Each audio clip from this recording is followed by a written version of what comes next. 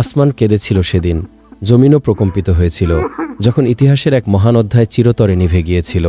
আজ আমরা ফিরে যাব সেই সুমহান রাতে, যেদিন ন্যায়ের প্রতীক আমিরুল মুমিনিন আলী ইবনে আবু তালিব রাদিয়াল্লাহু আনহু এই দুনিয়া থেকে চিরবিদায় নিয়েছিলেন। মহাকালের বুকে এমন কিছু মুহূর্ত আসে যখন সময় নিজেই থেমে দাঁড়ায়, আসমান কাঁদে, জমিন কাঁপে, আর ইতিহাস হারিয়ে ফেলে তার সবচেয়ে উজ্জ্বল রত্নটিকে। আজ আমরা ফিরে যাব সেই পবিত্র বেদনাবিধুর রাতে, যেদিন ন্যায়ের চূড়ান্ত প্রতিমূর্তি, ইসলামের বীর সিংহ আমিরুল মুমিনিন হজরত আলী ইবনে আবু তালিব রাদিয়াল্লাহু আনহু এই নশ্বর পৃথিবী থেকে চিরবিদায় নিয়েছিলেন। শাহাদাতের কয়েকদিন আগে থেকেই তার চোখে মুখে এক স্বর্গীয় বিদায়ের আভা ফুটে উঠেছিল। তিনি প্রায়শই রাতের গভীর আকাশে তাকিয়ে দীর্ঘশ্বাস ফেলতেন আর বলতেন, আমার প্রিয়তম বন্ধু আল্লাহ রসুল সাল্লাল্লাহু আলাইহি সাল্লাম যে প্রতিশ্রুতি দিয়েছিলেন তা পূরণের সময় আজ ঘনিয়ে এসেছে।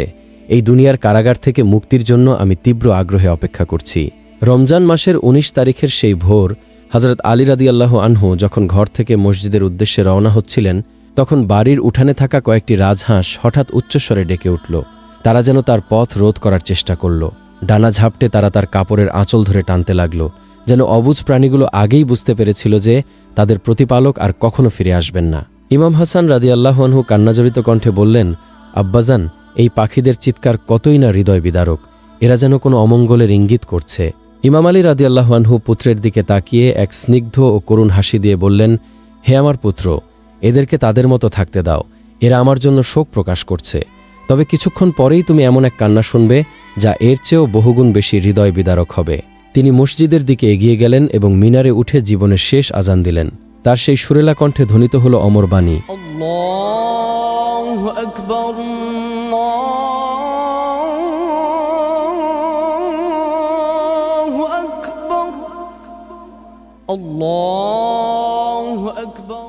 ঐতিহাসিকরা লেখেন, সেই আজান শোনার পর আসমান ও জমিনের মাঝখান থেকে ফেরেশতা জিবরিল আলাইহিসসালাম ঘোষণা করেছিলেন, হে মানবজাতি, আজ শেষবারের মতো আলীর কণ্ঠে আল্লাহর মহত্বের ঘোষণা শুনে নাও, কারণ আজকের পর এই কণ্ঠ চিরকালের জন্য স্তব্ধ হয়ে যাবে।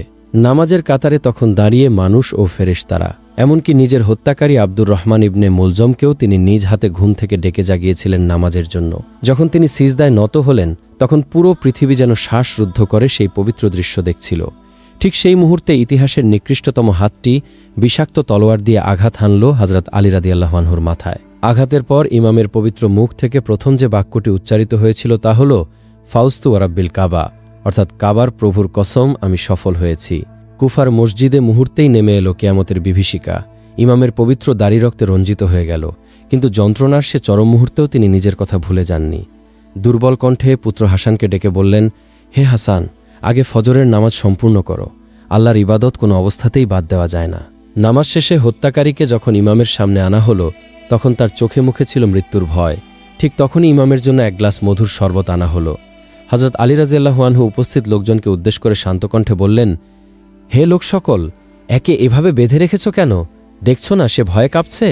এই শরবত আমার আগে তাকে পান করাও, সে আমার অতিথি এবং একজন বন্দী। একজন অনুসারী অবাক হয়ে বলে উঠলেন, ইয়া আমিরুল মুমিনিন, এ আপনার হত্যাকারী, আর আপনি তার প্রতি এত দয়া দেখাচ্ছেন? আমিরুল মুমিনিন অত্যন্ত দৃঢ়তার সাথে বললেন, সে আমাকে একটি আঘাত করেছে, যদি আমি বেঁচে যাই তবে ক্ষমার সিদ্ধান্ত একান্তই আমার, আর যদি আমি এই আঘাতে শাহাদাত বরণ করি তবে তোমরাও তাকে কেবল একটি আঘাত করবে, খবরদার তার লাশের কোনো অসম্মান করবে না, কারণ আমি রাসূলুল্লাহ সাল্লাল্লাহু আলাইহি সাল্লামকে বলতে শুনেছি, মৃতের অঙ্গহানি করা মহাপাপ, এমনকি তা যদি একটি পাগলা কুকুরের লাশও হয়। যখন তাকে নিজ ঘরে ফিরিয়ে আনা হলো, তখন তৎকালীন শ্রেষ্ঠ চিকিৎসক আশির ইবনে আমরকে ডেকে আনা হলো। ক্ষত পরীক্ষা করে চিকিৎসক ভারাক্রান্ত কণ্ঠে বললেন, হে আল্লাহর রসুলের নাতি, আপনার পিতার জন্য শেষ অসিয়তের প্রস্তুতি নিন। এই বিষ এতটাই মারাত্মক যে তা তার মস্তিষ্ক এবং হৃৎপিণ্ড পর্যন্ত পৌঁছে গেছে, আমাদের আর কিছুই করার নেই। রমজানের ভোর এল, ইমামের নিঃশ্বাস ক্রমেই ভারী হয়ে আসছিল। তিনি তার সন্তানদের শেষ অসিয়ত করার জন্য কাছে ডাকলেন, বিশেষ করে ইমাম হাসান ও হোসাইনকে। আমিরুল মুমিনিন বললেন, হে আমার সন্তানেরা, যখন আমার রূহ এই দেহ ছেড়ে চলে যাবে, তখন তোমরা আমার জানাজা রাতের অন্ধকারে করবে। আমার দাফনে শুধু পরিবারের একান্ত সদস্যরাই থাকবে। আমার কবরস্থান সম্পূর্ণ গোপন রাখবে, যেন কেউ তা জানতে না পারে। ইমাম হাসান রাদিয়াল্লাহু আনহু কান্নাজড়িত কণ্ঠে জিজ্ঞাসা করলেন, আব্বাজান, কেন এই গোপনীয়তা? আপনার অগণিত অনুসারী যে আপনার মাজার জিয়ারত করতে চাইবে। হজরত আলী রাদিয়াল্লাহু আনহু এক গভীর দীর্ঘশ্বাস ফেলে বললেন, হে আমার পুত্র, আমি জানি আমার শাহাদাতের পর বনু উমাইয়ার মতো শত্রুরা আমার প্রতি তাদের বিদ্বেষ প্রকাশ করবে। তারা আমার মৃতদেহের অসম্মান করতে চাইবে, কবর খুঁড়ে পবিত্র দেহের অবমাননা করবে। আমি চাই না আমার মৃত্যুর কারণে পৃথিবীতে নতুন কোনো ফিতনার সৃষ্টি হোক। তোমরা আমার জানাজা নিয়ে কুফা থেকে নাজাফের দিকে রওনা হবে। তোমরা দেখবে একটি নুরানি উট নিয়ে এসে তোমাদের সামনে দাঁড়াবে। আমার জানাজা তার পিঠে তুলে দেবে। সে যেখানে গিয়ে থামবে সেখানেই আমাকে দাফন করবে। সেই স্থানটি বহু যুগ আগে থেকেই প্রস্তুত করে রাখা হয়েছে। অসিয়ত শেষ হল, ইমামের ঠোঁটে এক অলৌকিক মৃদু হাসি ফুটে উঠল। তিনি ফিসফিস করে উচ্চারণ করলেন, আশহাদু আল্লা ইলাহা ইল্লাল্লাহু ওয়া আশহাদু আন্না মুহাম্মাদান আবদুহু ওয়া রাসূলুহু। সালাম ইয়া রাসূলুল্লাহ, সালাম ইয়া ফাতিমা। আপনারা আমাকে নিতে এসেছেন। এই বলে তিনি চোখ বন্ধ করলেন এবং চিরবিদায় নিলেন সেই মহান সত্তা যার জন্ম হয়েছিল পবিত্র কাবা ঘরের ভেতরে, আর শাহাদাত হল আল্লাহর ঘরে সিজদারত অবস্থায়। পিতার অসিয়ত অনুযায়ী রাতের গভীর অন্ধকারে জানাজার প্রস্তুতি নেওয়া হলো। শুধুমাত্র ইমাম হাসান, হুসাইন, হজরত আব্বাস, মোহাম্মদ ইবনে হানাফিয়া এবং পরিবারের হাতে গোনা কয়েকজন সদস্য সেখানে উপস্থিত ছিলেন। যখন তারা জানাজা কাঁধে তুললেন তখন এক অলৌকিক দৃশ্য দেখা গেল।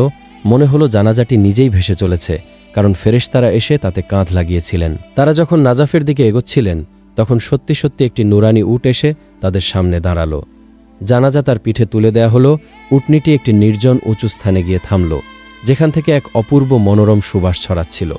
সেখানে একটি পাথর সরাতেই এক অলৌকিক কবর দেখা গেল, যা বহু যুগ আগে নবী নূহ আলাইহিসসালাম তার এই মহান উত্তরসূরির জন্য তৈরি করে রেখেছিলেন। সেখানেই তাকে সমাহিত করা হলো। প্রিয় দর্শক, তিনি ছিলেন আলী, যিনি জীবদশায় যেমন ন্যায়বিচার প্রতিষ্ঠা করেছেন, তেমনি শাহাদাতের কালেও নিজের হত্যাকারীর সাথে ইনসাফ বজায় রেখে গেছেন। তিনি আজও লক্ষ কোটি মানুষের হৃদয়ে ভালোবাসার ও ন্যায়ের মিনার হয়ে বেঁচে আছেন। আজকের এই যান্ত্রিক যুগে, যেখানে আমরা প্রতিনিয়ত প্রতিশোধ ও বিদ্বেষের আগুনে পুড়ি, সেখানে হজরত আলী রাদিয়াল্লাহু আনহু এর জীবন আমাদের জন্য এক অনন্য আলোবর্তিকা। তার ক্ষমা, তার ইনসাফ আর তার পাহাড়সম ধৈর্য আমাদের শিখিয়ে যায় কিভাবে একজন প্রকৃত মানুষ হিসেবে বাঁচতে হয়। তার জীবনের এই সুমহান শিক্ষাগুলো যদি আমরা নিজেদের জীবনে কিছুটা হলেও ধারণ করতে পারি, তবে এই পৃথিবী হয়ে উঠবে আরও সুন্দর, আরও শান্তিময়। 627 খ্রিস্টাব্দে খন্দকের যুদ্ধ চলাকালে কুরাইশ বাহিনীর এক দুর্ধর্ষ যোদ্ধা মুসলমানদের খনন করা খন্দক পার হয়ে এগিয়ে এলো। সে চ্যালেঞ্জ ছুড়ে দিয়ে বলল, হে মুসলমানগণ, যদি তোমাদের কেউ তার মায়ের দুধ পান করে থাকে তবে সে আমার সামনে আসুক। তবে মনে রেখো, আমার মুখোমুখি হওয়ার অর্থই হল নিশ্চিত মৃত্যু। আমর ইবনে আবদে উদের এই দম্ভক্তি শুনেও মুসলমানদের মধ্যে কেউই তার সঙ্গে মোকাবেলার জন্য সাহস দেখাল না। তখন আসাদুল্লাহ হজরত আলী রাদিয়াল্লাহু আনহু উঠে দাঁড়ালেন এবং নবীজির কাছে আরজ করলেন, ইয়া রাসূলুল্লাহ, দয়া করে আপনি আমাকে অনুমতি দিন, আমি এই কাফেরের মুখ চিরতরে বন্ধ করে দিয়ে আসি। হজরত আলী রাদিয়াল্লাহু আনহুর বয়স তখন মাত্র 23 বছর ছিল। তখন আল্লাহর নবী সাল্লাল্লাহু আলাইহি সাল্লাম বললেন, হে আলী, তুমি কি জানো, তুমি যার সঙ্গে মোকাবেলার জন্য যেতে চাইছ সে হলো আরবের অন্যতম শক্তিশালী যোদ্ধা। তুমি এখনও তরুণ, তার সঙ্গে যুদ্ধ করা সহজ হবে না, সুতরাং বসে যাও। নবীজির এই কথা শুনে হজরত আলী রাদিয়াল্লাহু আনহু সংযত হলেন। সকল মুসলমান তখন নীরবে দাঁড়িয়ে থাকলেন, কিন্তু আমর ইবনে আবদে উদ আবার উচ্চস্বরে উপহাস করে বলল, কোথায় তোমাদের সেই বীরত্ব? শুনেছি তোমরা শাহাদাত লাভের জন্য সর্বদাই উদ্গ্রীব থাকো। তোমাদের আল্লাহ নাকি তোমাদের জন্য জান্নাত তৈরি করে রেখেছেন। তবে কে আছে যে আমার তরবারির আঘাতে শহীদ হয়ে সেই জান্নাতে যেতে চায়? এই বিদ্রূপ শুনে হজরত আলী রাদিয়াল্লাহু আনহু পুনরায় উঠে দাঁড়ালেন এবং বললেন, ইয়া রাসূলুল্লাহ, আপনি শুধুমাত্র আমাকে অনুমতি দিন, আমি এই কাফেরের মুখ চিরতরে বন্ধ করে দিয়ে আসি। কিন্তু নবীজি সাল্লাল্লাহু আলাইহি সাল্লাম আবারও বললেন, হে আলী, তুমি কি বুঝতে পারছ না? সে এমন এক যোদ্ধা যে এক হাতে উটের লাগাম ধরে রাখে আর অন্য হাতে শত শত সৈন্যের মোকাবেলা করতে পারে, সুতরাং তুমি বসে যাও। নবীজির এই কথায় হজরত আলী রাদিয়াল্লাহু আনহু আবারও বসে পড়লেন, কিন্তু মুসলমানদের মধ্য থেকে কেউই সাহস করে সামনে আসতে পারল না। তৃতীয়বার আমর ইবনে আবদে উদ আবার অধ্যত্বের সুরে বলল, হে মুহাম্মাদের অনুসারীরা, তোমাদের অনেক দুঃসাহসের কথা আমি শুনেছি, কিন্তু আজ তোমাদের অবস্থা দেখে আমার মনে হচ্ছে তোমরা সবাই কাপুরুষ। কোথায় তোমাদের সেই সাহস? মৃত্যু ভয়ে কি তোমরা মাথা নিচু করে বসে থাকলে? তোমরা কি কেউই আমার হাতে শহীদ হয়ে তোমাদের রবের সেই জান্নাতে যেতে চাও না? এই কথা শুনে হজরত আলী রাদিয়াল্লাহু আনহু আবারও দাঁড়িয়ে গেলেন এবং দৃঢ় কণ্ঠে বললেন, ইয়া রাসূলুল্লাহ, দয়া করে এবার আপনি আমাকে যাওয়ার অনুমতি দিন, আমি এই কাফেরকে জাহান্নামে পাঠিয়ে দিই। এবার নবী করিম সাল্লাল্লাহু আলাইহি সাল্লাম বললেন, হে আলী, আমি তোমাকে আল্লাহর নামে আমর ইবনে আবদে উদের সাথে যুদ্ধের জন্য প্রেরণ করছি। তুমি যাও এবং তাকে দেখিয়ে দাও মুসলমানদের ইমানের শক্তি কতটুকু।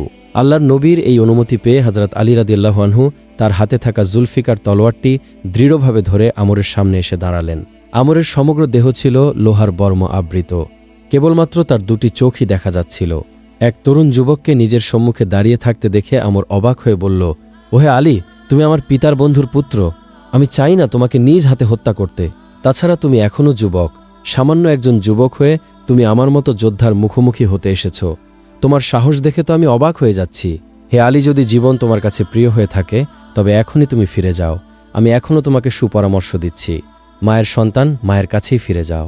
আমরের এই কথা শুনে হযরত আলী রাদিয়াল্লাহু আনহু দৃঢ় কণ্ঠে বললেন, ওহে আল্লাহ ও তার রসুলের শত্রু, তুমি কি জানো যে তুমি কার সামনে দাঁড়িয়েছ? আমার মা আমাকে আদর করে ডাকতেন হায়দার, আর স্বয়ং আল্লাহর নবী আমাকে আসাদুল্লাহ বা আল্লাহর সিংহ উপাধি দিয়েছেন। তুমি মুসলমানদের বাহ্যিক শক্তি দেখে তাদের বিচার করছো, কিন্তু আমাদের প্রকৃত শক্তি তো আমাদের ঈমানের মধ্যে রয়েছে। যেহেতু তুমি আমার পিতার বন্ধুর পুত্র, তাই আমি আমার হাতে তোমার প্রাণ সংহার করতে চাই না। তাই শেষবারের মতো তোমাকে একটি সুযোগ দিচ্ছি। তোমার পথভ্রষ্ট কুফরি মতবাদ ত্যাগ করে ইসলামের ছায়াতলে আশ্রয় গ্রহণ করো, আর তাহলে আমি তোমার জীবন ভিক্ষা দেব। আমর তখন বিদ্রূপের স্বরে বলল, তোমার সাহস দেখে তো আমি অবাক হচ্ছি। তুমি কি সত্যিই আমার মোকাবেলা করতে চাও? এই বলে সে প্রচণ্ড আক্রোশে হযরত আলীর উপর তরবারি চালিয়ে দিল, যার ফলে হযরত আলীর ঢালটি দ্বিখণ্ডিত হয়ে গেল এবং তার বাহুতেও কিছু আঁচড় লাগল। তবে তিনি দ্রুতই নিজেকে সামলে নিয়ে আমরের সেই আঘাত প্রতিহত করলেন। এরপর তিনি উচ্চস্বরে আল্লাহু আকবার বলে জুলফিকার তলোয়ার দিয়ে আমরের উপর এমন এক প্রচণ্ড আঘাত করলেন, যা আমরের লোহার বর্ম ভেদ করে তার দেহকে মাথা থেকে পা পর্যন্ত দুই ভাগে বিভক্ত করে দিল। মুহূর্তেই সেই কাফের জীবন ত্যাগ করল এবং চিরতরে জাহান্নামের অধিবাসী হল। এরপর হযরত আলী রাদিয়াল্লাহু আনহু আমরের লাশের উপর দাঁড়িয়ে বললেন, তুই কিভাবে আমার সঙ্গে মোকাবেলা করবি? তুই পাথরের পূজারী, আর আমি তো হলাম রব্বে মুহাম্মাদের গোলাম। এভাবেই শেরে খোদা হযরত আলী রাদিয়াল্লাহু আনহু তার অসাধারণ বীরত্বের প্রমাণ রেখে ইসলামের মর্যাদা ও গৌরব রক্ষা করলেন। খাইবারের যুদ্ধের সময় কামুস দুর্গ দীর্ঘ সময় ধরে মুসলমানদের হাতে বিজিত হচ্ছিল না। তখন নবী করিম সাল্লাল্লাহু আলাইহি সাল্লাম সাহাবীদের সম্বোধন করে বললেন, আগামীকাল আমি এমন একজনের হাতে ইসলামের পতাকা তুলে দেব, যার মাধ্যমে আল্লাহ এই দুর্গে বিজয় দান করবেন।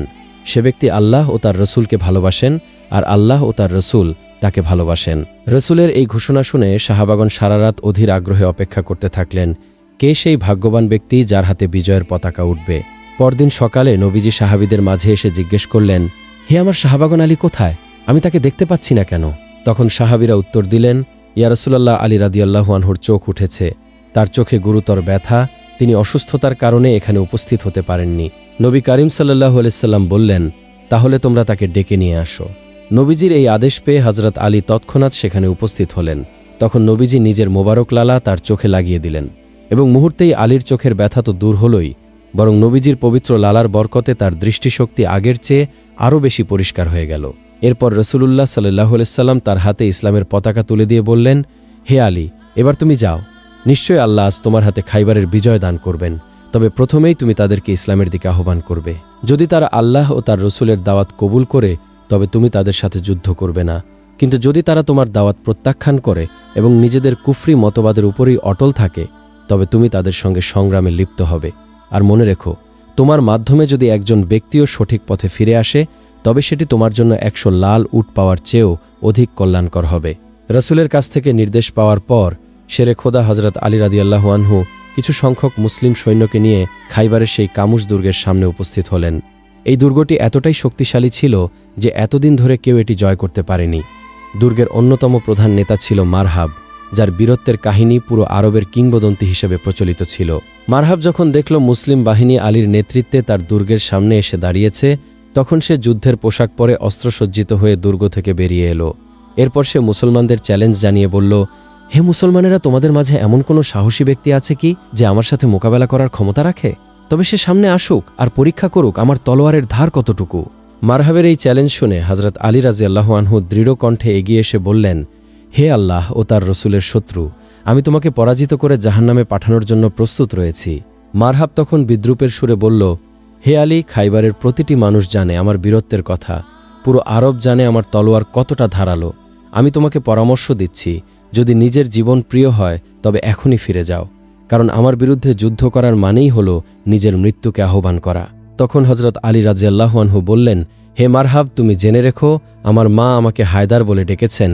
আমি এক দুর্দান্ত যোদ্ধা এবং ইসলামের পতাকা উঁচিয়ে ধরতে জীবন দিতেও আমি প্রস্তুত। তুমি জেনে রেখো মারহাব, যার হৃদয়ে ঈমানের শক্তি রয়েছে, আল্লাহর প্রতি যার পরিপূর্ণ আস্থা রয়েছে, তার তলোয়ারের শক্তি কতটা ভয়ঙ্কর হতে পারে তা তুমি কল্পনাও করতে পারবে না। তাই আমি তোমাকে প্রথমেই ইসলামের দিকে আহ্বান করছি। যদি তুমি আল্লাহ ও তার রসুলের পথে আসো তাহলে তুমি নিরাপদ থাকবে। হজরত আলীর এসব কথা শুনে মারহাব রাগান্বিত হয়ে বলল, আমি এখানে তোমার কোনো আহ্বান শুনতে আসিনি, আমি এখানে এসেছি যুদ্ধ করার জন্য। এসো হে আলী, আজ দেখা যাক কার অস্ত্রের জোর কত বেশি।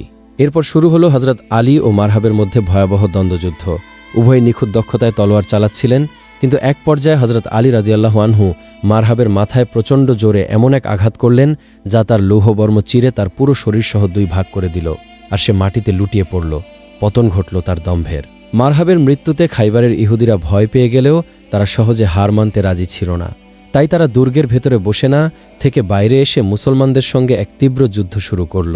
এই লড়াইয়ের এক পর্যায়ে হজরত আলী রাদিয়াল্লাহু আনহুর হাতে থাকা ঢালটি ভেঙে গেল এবং তিনি সম্পূর্ণরূপে ঢালহীন হয়ে পড়লেন। কিন্তু এই অবস্থায়ও তিনি বিচলিত হলেন না। তিনি আল্লাহর নাম নিয়ে খাইবারের সেই বিশাল গেটটিকে তার বাম হাতে দৃঢ়ভাবে আঁকড়ে ধরলেন এবং প্রচণ্ড জোরে একটি টান দিলেন। মুহূর্তের মধ্যে সে বিশাল দরজাটি খুলে হজরত আলীর হাতে উঠে এলো। অতঃপর হজরত আলী শত্রুদের আক্রমণ প্রতিহত করার জন্য সেই গেটটিকে ঢাল হিসেবে ব্যবহার করতে লাগলেন। এই গেটটি হাতে নিয়ে তিনি এমন দুর্দান্ত প্রতিরোধ গড়ে তুললেন যে মুসলিম বাহিনীর মনোবল বহুগুণ বেড়ে গেল। ইহুদিরা মুসলমানদের সামনে আর বেশিক্ষণ টিকতে পারল না, একে একে তাদের দুর্গ পতনের দিকে এগিয়ে এলো। অতঃপর যুদ্ধ শেষে হজরত আলী রাদিয়াল্লাহু আনহু সেই গেটটিকে দূরে একদিকে ছুঁড়ে ফেললেন। সেই গেটটি এতটাই ভারী ছিল যে পরবর্তীতে বহুজন মানুষ একসঙ্গে চেষ্টা করেও সেই গেটটিকে তার জায়গা থেকে চুল পরিমাণ সরাতে সক্ষম হল না। এই দৃশ্য দেখে হজরত আলী মুচকি মুচকি হাসছিলেন। তিনি মনে মনে ভাবলেন, যেই গেটটি আমি এক হাতে নিয়ে যুদ্ধ করেছিলাম, এখন শত শত লোক মিলে সেটিকে নাড়াতেও পারছে না। তখন রসুল সাল্লাল্লাহু আলাইহি সাল্লাম আলীর ভাবনা বুঝতে পারলেন। তিনি আলীকে ডেকে বললেন, হে আলী, তুমি যুদ্ধের সময় এই গেটটিকে যে সহজে ব্যবহার করেছিলে, এখন সেটিকে পুনরায় তার স্থান থেকে সরিয়ে দেখাও। নবীজির নির্দেশ পেয়ে হজরত আলী সেই গেটটিকে সরানোর জন্য প্রাণপণ চেষ্টা করলেন, কিন্তু কোনোভাবেই তিনি তা নাড়াতে পর্যন্ত পারছিলেন না। বহুবার চেষ্টা করেও তিনি ব্যর্থ হলেন।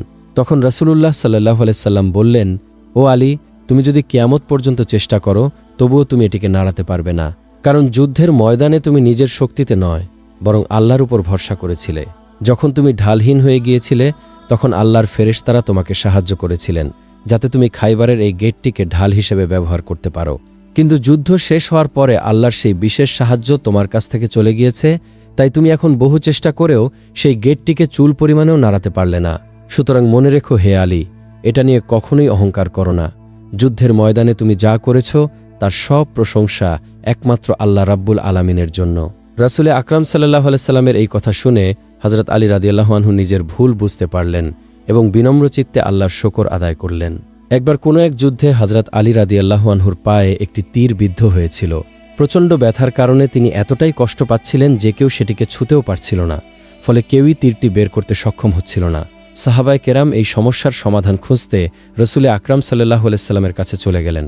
তারা নবীজির কাছে গিয়ে বললেন, ইয়া রাসূলুল্লাহ, আলীর পায়ে একটি তীর বিদ্ধ হয়েছে, কিন্তু ব্যথার কারণে তিনি কাউকেই সেটা স্পর্শ পর্যন্ত করতে দিচ্ছেন না। তিনি যদি তীরটি স্পর্শ করতে না দেন তবে আমরা কিভাবে সেটা বের করব? রাসূল আকরাম সাল্লাল্লাহু আলাইহি সাল্লাম তাদেরকে বললেন, তোমরা এখন আলীর সাথে জোরপূর্বক কিছু করো না। যখন আজান হয়ে যাবে এবং আলী নামাজে দাঁড়িয়ে যাবে তখন তার পা থেকে তোমরা তীরটি বের করে নিও। নবীজির এই পরামর্শ অনুযায়ী সাহাবাগণ অপেক্ষা করতে লাগলেন। কিছুক্ষণ পর আজান হলো এবং হযরত আলী রাদিয়াল্লাহু আনহু নামাজে দাঁড়িয়ে গেলেন। নামাজের গভীরতায় তিনি এতটাই মগ্ন হয়ে গেলেন যে আশেপাশের কোনো কিছুই তার খেয়ালে ছিল না। এই সুযোগে সাহাবীরা ধীরে ধীরে তার পা থেকে তীরটি বের করে ফেললেন। কিন্তু হযরত আলী রাদিয়াল্লাহু আনহু আল্লাহর প্রেমে এতটাই নিমগ্ন ছিলেন যে তিনি টেরই পেলেন না যে তার পা থেকে তীরটি বের করে নেওয়া হয়েছে। প্রিয় দর্শক, এই ছিল সাহাবায়ে কেরামের নামাজের অবস্থা। আল্লাহ ও তার রসুলের প্রেমে তারা এতটাই নিমগ্ন থাকতেন যে দুনিয়ার সকল কষ্ট তাদের কাছে তুচ্ছ মনে হতো। মহান আল্লাহ রব্বুল আলামিন আমাদেরও নামাজে পূর্ণ একাগ্রতা অর্জনের তৌফিক দান করুন এবং সাহাবীদের আদর্শকে অনুসরণ করে নিজেদের জীবন গঠন করার তৌফিক দান করুন। আমিন।